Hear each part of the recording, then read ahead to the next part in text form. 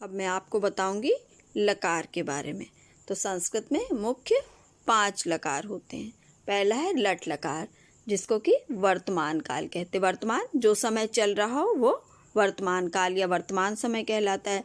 जैसे खाता है, पीता है, सोता है, जागता है, चलता है, पढ़ता है, तो ये वर्तमान काल की क्रिया हो गई। इसके लिए लट लकार के धातु रूप का प्रयोग किया जाता है।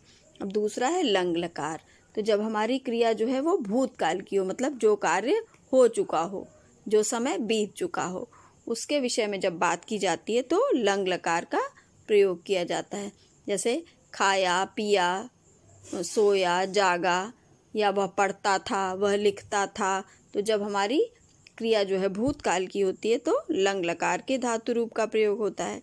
और तीसरा है लृट लकार, जिसको कि भविष्यत काल कहते हैं। तो भविष्य काल, जब कोई क्रिया भविष्य में होने वाली हो, उसके लिए लृट लकार का प्रयोग होता है। जैसे वह पढ़ेगा, खाएगा, जाएगा, सोएगा, लिखेगा। तो इस तरह से जब हमारी क्रिया भविष्य काल की हो तो उसके लिए लृट लकार के धातु रूप का प्रयोग किया जाता है।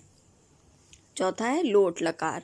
ये आज्ञार्थ में, मतलब जब किसी कार्य को करने की किसी को आज्ञा दी जाए, वहाँ पर लोट लकार के रूप का प्रयोग किया जाता है।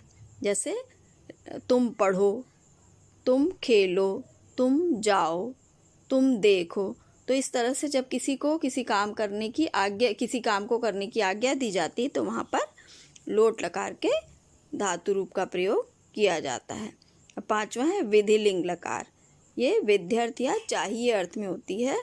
तो जब हमारी क्रिया जब चाहिए अर्थ में हो, जैसे किसी काम को करना चाहिए, जैसे सोना चाहिए, जागना चाहिए, लिखना चाहिए, पढ़ना चाहिए, खेलना चाहिए, तो इस तरह से जब हमारी क्रिया जो है वो चाहिए अर्थ में हो, वहाँ पर विधिलिंग लकार का प्रयोग किया जाता है।